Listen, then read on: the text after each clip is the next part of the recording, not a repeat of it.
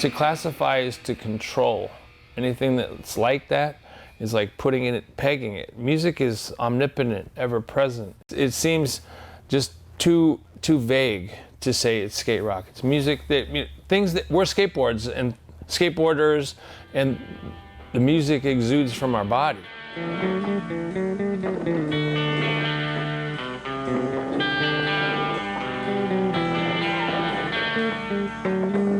KMET rocks Southern California. More of that great hit music. You have to imagine that back in like 75, we all loved Ted Nugent. He is playing the loudest and the fastest and the hardest. That is skate rock. That's the beginning of it. Music was so important that someone like Alva, of course, being the trendsetter that he is, he got these headphones from Radio Shack where you could actually put the radio on your head. There wasn't even cassettes yet. People were listening to music mostly on vinyl or on 8-track. It was like a whole nother step forward to have headphones on, because that's how important music was, to get you going, to keep the vibe. Pretty early on, skateboarding's second wave, it was kind of going for a couple of years, and the surf industry was kind of putting its thing all over it, and there was some religion, and it was like team colors and kind of all that stuff. And then Steve Olson and Dwayne Peters and those guys said, fuck you, we're doing our own thing.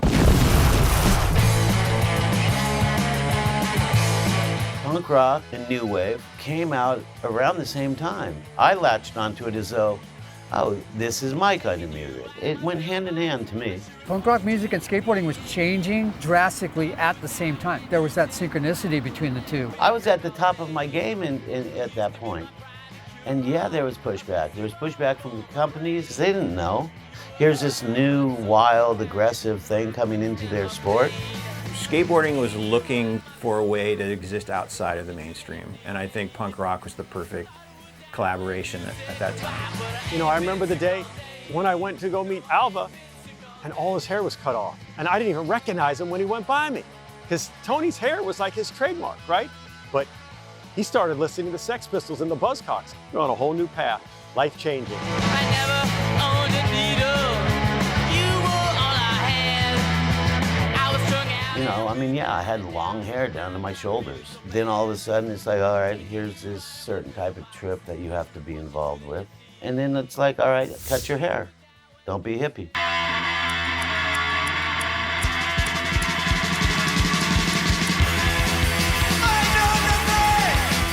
I'm just a weirdo, I guess. I don't know, I'd like it. I got taken to a punk rock gig by the guy that designed my logo for my skateboard company. I think it was the Weirdos and X.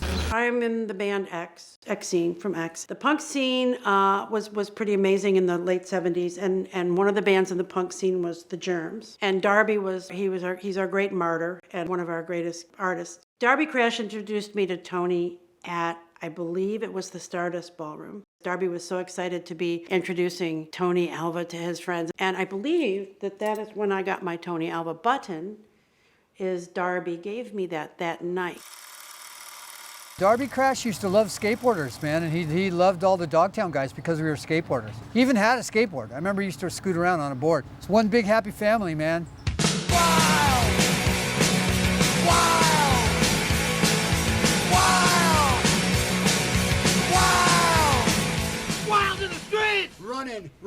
Wild in the streets! My complaint would be, why didn't we do group vocals for the running? Right.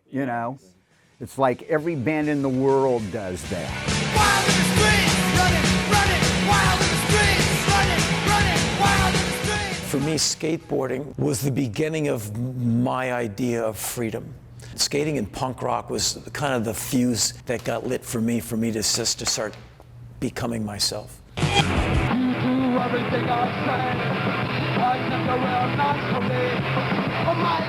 Goes to that whole big boys ethos of, so now go start a band, go do it yourself. They had all these slogans, Oh yeah. Now go start your own band. Yeah. Get up on stage, you sing too.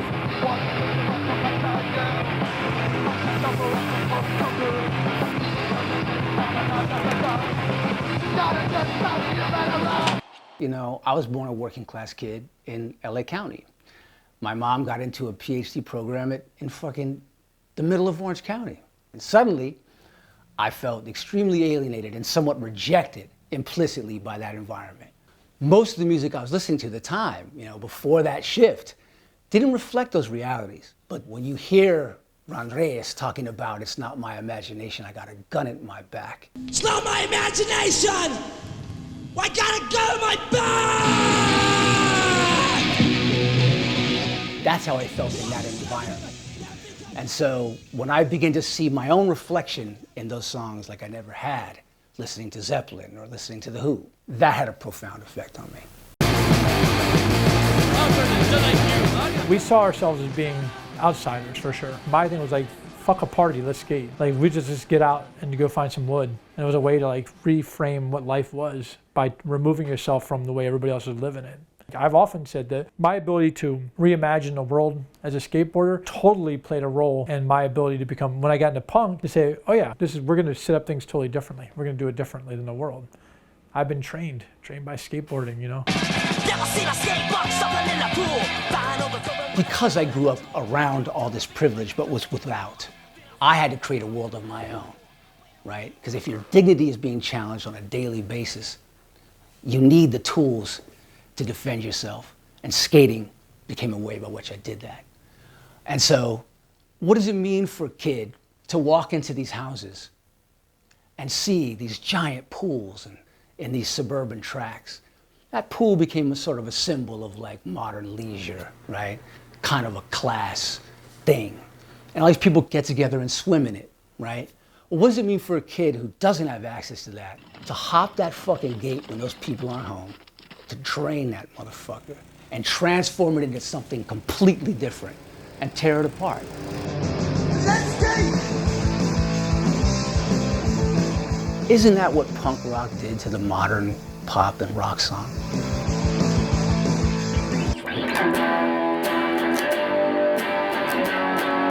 I bought this fucking t-shirt at the Suicidal Tattoo Shop, which is 4 blocks down here from where I grew up on Venice Boulevard. And Mike Muir and Jim Muir were like heroes to us. Skate legend and fucking punk legend, Suicidal Tendencies and Dogtown. I remember going to a record store, had a bunch of 45s, and I saw this 45 up there and it said JFA. But what caught my attention to it was there was a skateboard guy doing a kick turn. So I bought it, fell in love with the type of music, and I was like, man, I'm gonna start my own band. This next one's on the Thrasher tape. It's for all these skateboarders out there. So one of our first songs was Pipe Truck, which is a combination of Pipeline by the Shantays and Police Truck by the Dead Kennedys.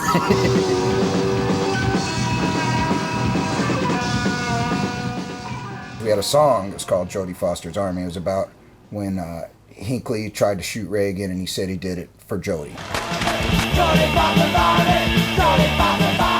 All our friends, the troublemakers that would come to all the gigs and just tear stuff up whenever we played, they were JFA. Even Metallica, the first fucking Creeping Death and shit, that's like fucking every boombox in the world, every session when you played that shit out at fucking Farm Ramp or the Rasta 2 ramp or where the fuck you were out there, you heard fucking Metallica. Morris Wainwright. Oh, that's right. Peter Thompson's after Morris. In the backyard, it was Black Flag, Minor Threat, Circle Jerks. We lived in San Jose, so Steve Caballero was a pro skater. I had a band called The Faction.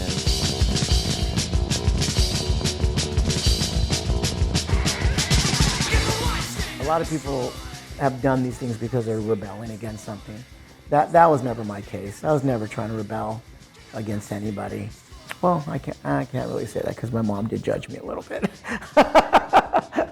She did. She's like, okay, you graduated high school. What are you gonna do after now? I'm like, Mom, I'm a pro skater. That's what I'm doing. And she didn't understand it, but she embraced it and supported me by letting me build the vert ramp in my backyard. And then she let me bring my friends inside the house and put musical equipment there and play this loud music that she hated, and that was The Faction. My mom supported that.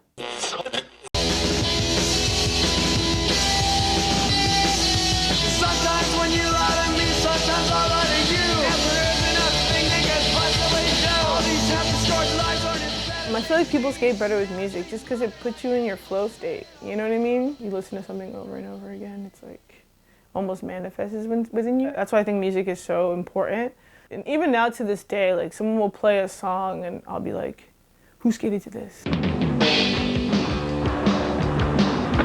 Music and skateboarding, when you're presenting it in a video, like the two working together makes it this dynamic thing, this exciting thing. If you just see the footage without the music, it's not complete. Skateboard videos, top of the pile. At least like just pulling it out of like thin air would be not as skating to Brave Captain by Firehouse. You know, as soon as you hear that song, you're like not a spin around on a fire hydrant. Captain. This is part of the thing I learned from punk. You don't have to be from some pedigree. You just got to have, yeah, like with skateboarding, no? You just got to have the cojones. And if you fall down, you can't talk your way out of it. You get back up. And so, yeah, I try to work this thing like a skateboard.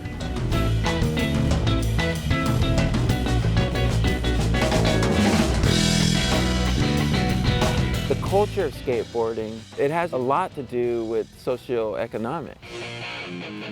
When I got into skateboarding, a lot of the pushback that I got for riding a skateboard were from other brothers and sisters, other blacks, because the culture of it was that it was a white thing. And so they're like, why are you trying to be white?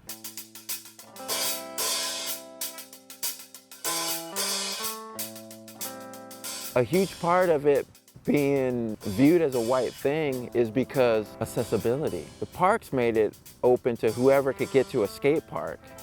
It's open to you. Once the parks are done, now you have to know the guy that knows the guy has the ramp. That excludes a lot of people because to have a ramp, the parents have to own the home. And so the people who are able to do that, what they're listening to represented the music of the culture. WTVD operates with an aside. It concludes another day of telecasting. Now, street skating comes along, does away with the gatekeeper, makes it accessible to everybody, even more so than a skate park, because if you have cement, all you need to do now is get a skateboard. You get a skateboard, now it opens it up and makes it way more inclusive for participants of all kinds of other backgrounds and cultures and musical preferences and everything.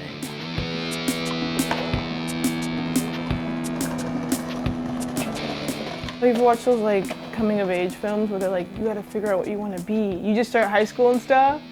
And I think that I took that to heart and I was like, okay, I'm gonna pick what's one thing that's in my life that's been consistent and that I love and like that brings me joy, and it was my skateboard. And I was like, I'm gonna be a skateboarder. Can you think of the first band you got into through skating? Or? Yeah. Through skating, probably, I'm blanking now, but I literally, Slayer. Yeah, Slayer. Literally Slayer. I think that the reality is that, you know, punk rock and the attitude of punk rock was so instrumental in shaping the ideology of skateboarding in the early 80s. And really, I think hip hop music was punk rock in the late 80s, which helps, you know, get us to a place in the early 90s where rap music really is a cultural alignment for a lot of skateboarders. I was into hip hop when I first even got an inkling of it, like over on the West Coast. I was like, what? Like, because to me it was like punk rock, and I could totally relate to it. I have actually videotape of us like skating a jump ramp in Riverside Park with a boombox, and we're playing Mr. Magic's Rap Attack, and they're like, the world premiere of Nobody Beats the Biz is on the cassette. That's just what we did in New York, you know? MTV Music Television, we got some new music coming up this album. My history came from MTV, but it was really skateboarding that led me into more hardcore music, whether that's hardcore hip hop or hardcore punk rock. And all this stuff happened at the same time, because then we're starting to see skateboard videos. And you're reading Thrasher magazine and Notes from the Underground, and you started seeing this intersection of hip hop and punk rock. All of this stuff intersected with skating. Rebel culture, recognize rebel culture. It's a fuck you to the status quo. Like hip hop was, and people don't want to say this, was looked down upon by a lot of people. Lester, cut it out now. Let's go skating. Come on, Lester. You gotta get with it. Yeah, all right. Right? Like it wasn't on the radio, it was street music with a culture to it, much like punk rock was. So, and skateboarding is cathartic expression. These are antisocial cultures.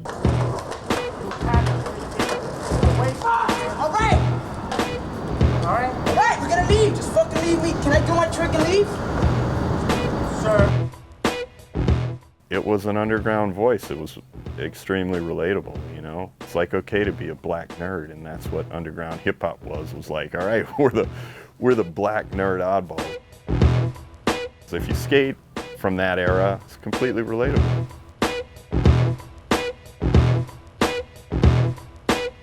It was BC Boys License to Ill, and that was like skateboarding.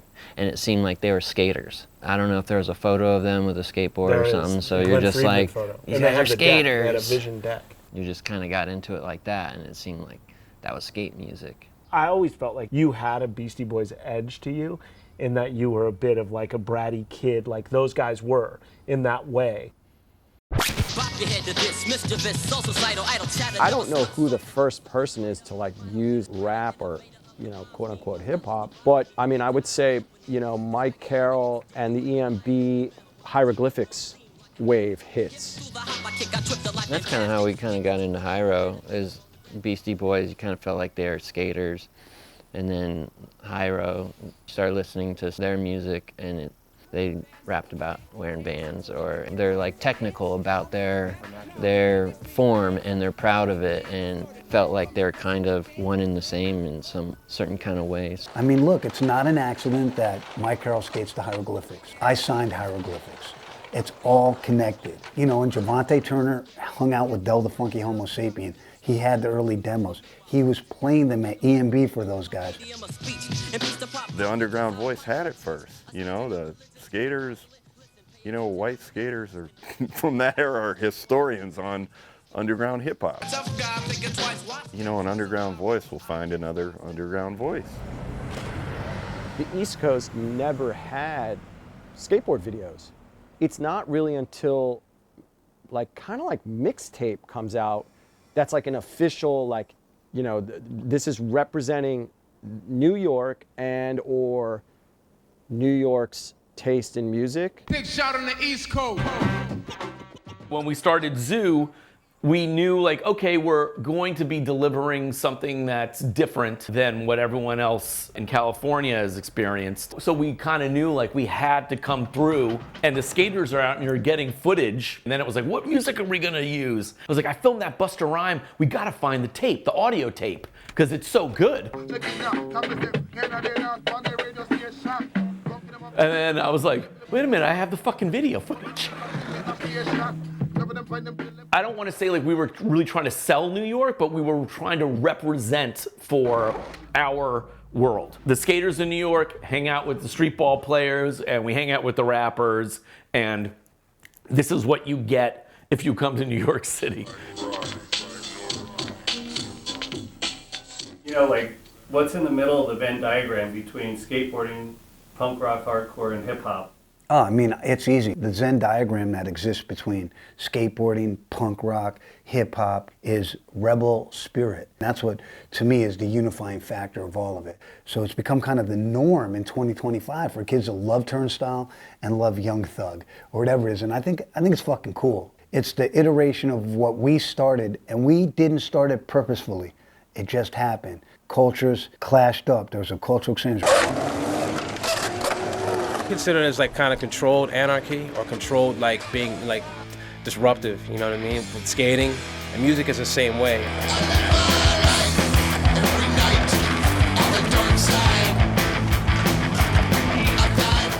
But the natural essence of getting in a room with some people and playing is the same thing as just getting into like a, you know, going to skate a pool or grinding a curb, and someone just keeps, you know, the energy just keeps building, you know what I mean? It's like freedom of speech, but when you don't have to talk, it's amazing. Because skating, you don't have to talk. You can just you make a sound. Music is, you make sounds, and it's speechless, you know what I mean? It's like all about emotion and movement.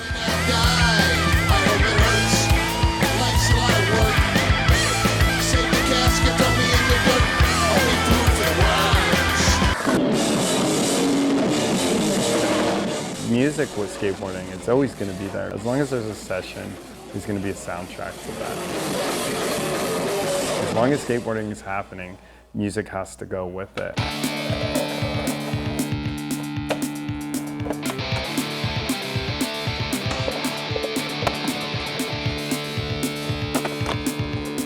I think skateboarding is dancing, and if you really look at skateboarding, it is so similar to dancing, and you have to have that rhythm, you have to have that feel. So as long as there's music, there's going to be skateboarding.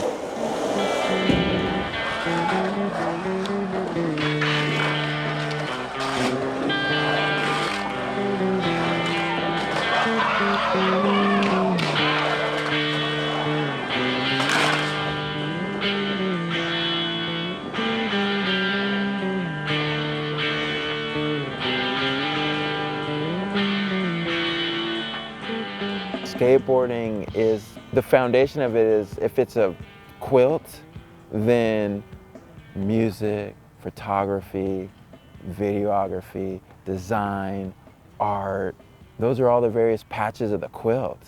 It's what makes skateboarding what it is. I don't think skateboarding would have this strong of a community and culture if it was just sports.